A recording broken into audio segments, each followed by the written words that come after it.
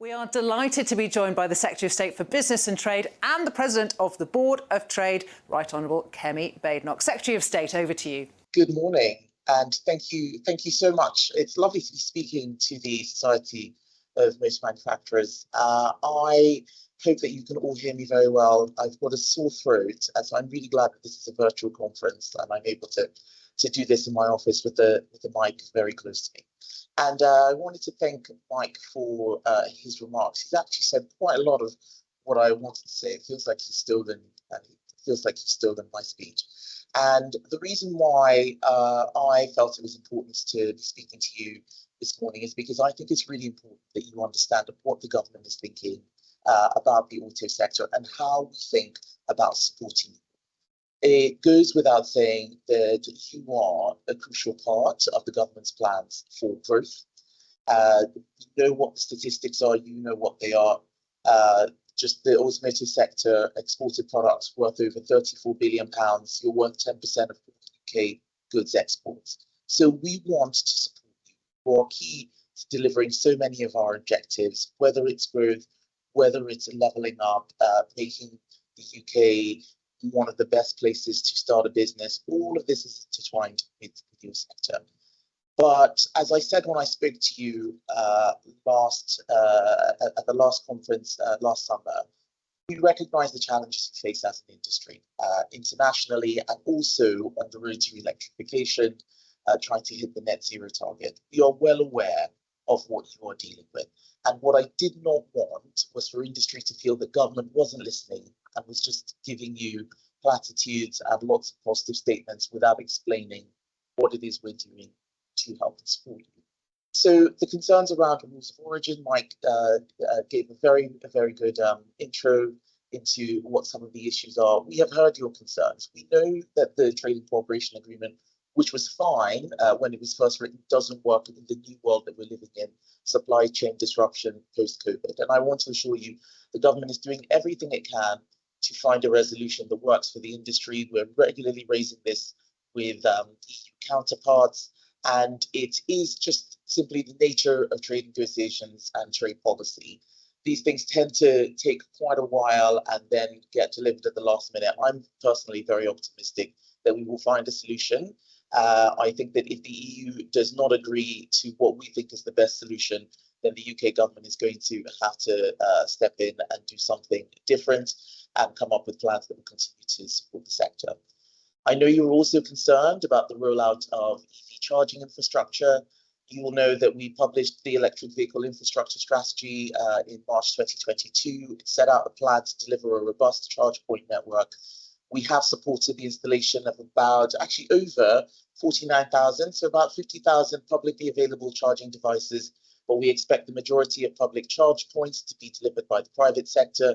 There's over £6 billion already committed by the UK charging industry to be spent before 2030. I just feel that all of these things are indicators of the government's overall strategy.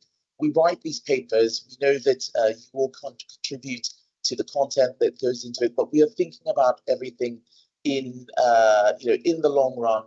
And what I would hope is that many of the successes we've had demonstrate that the strategy is working.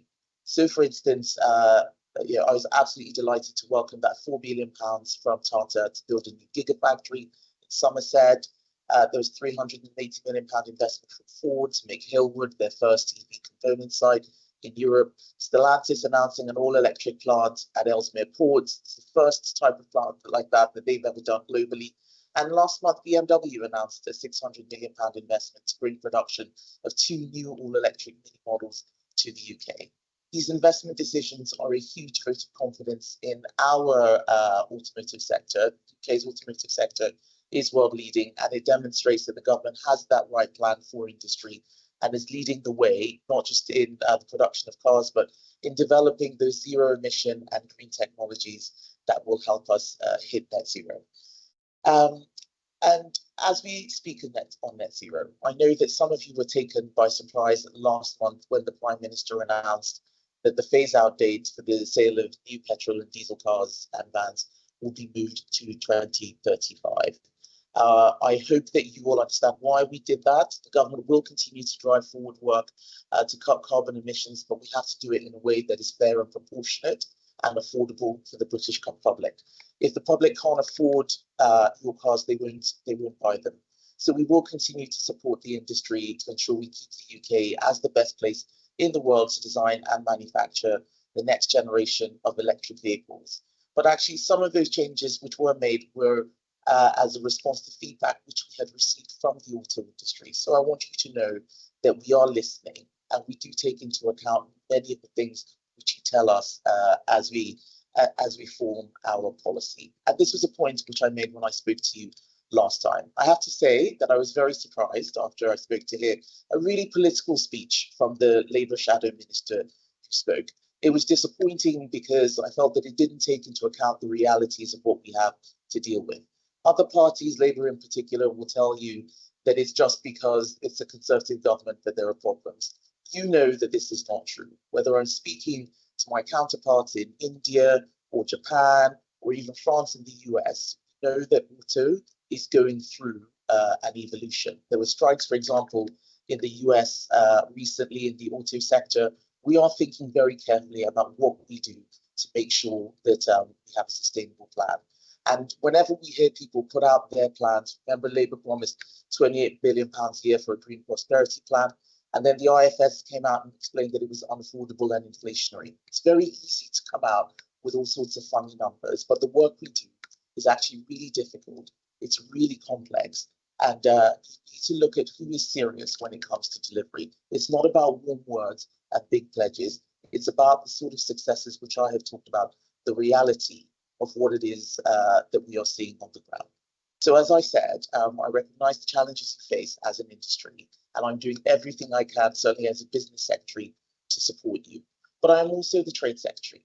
And when it comes to trade, I've set a really ambitious target of reaching £1 trillion in exports before the end of the decade.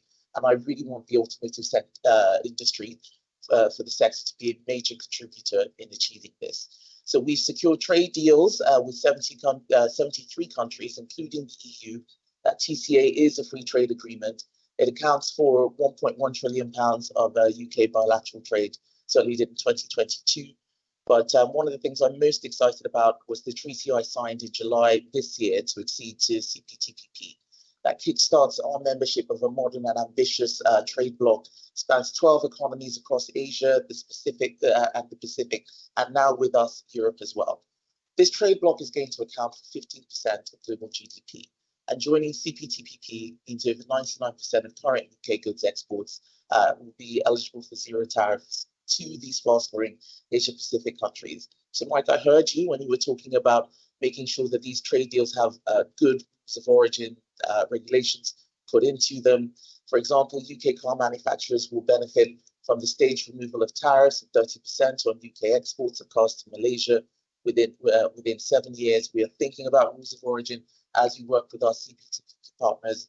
And this comprehensive FTA program, it's across the board. It will continue at pace. You know that I'm currently negotiating a deal with India that could be very beneficial to the UK economy, but I'm not going to sacrifice quality for speed.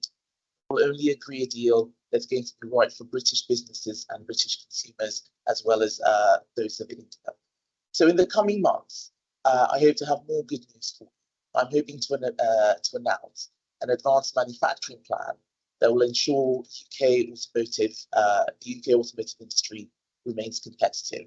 But we're not going to do that by entering distortive subsidy battles. Mike, you're absolutely right. Protectionism is not the answer. We still believe in free trade. It is what is going to keep us prosperous. So we will be acting in a targeted and strategic way. We're going to build on our innovation ecosystem. We're going to focus on sectors where we have comparative advantage and ensure that UK has a competitive business environment. That is what the government strategy is. And most importantly, we'll continue to listen. I want to hear from you. I am your advocate of government and will continue to champion your interests at every opportunity. Thank you very much. Well, Secretary of State, thank you very much for taking the time to talk to us.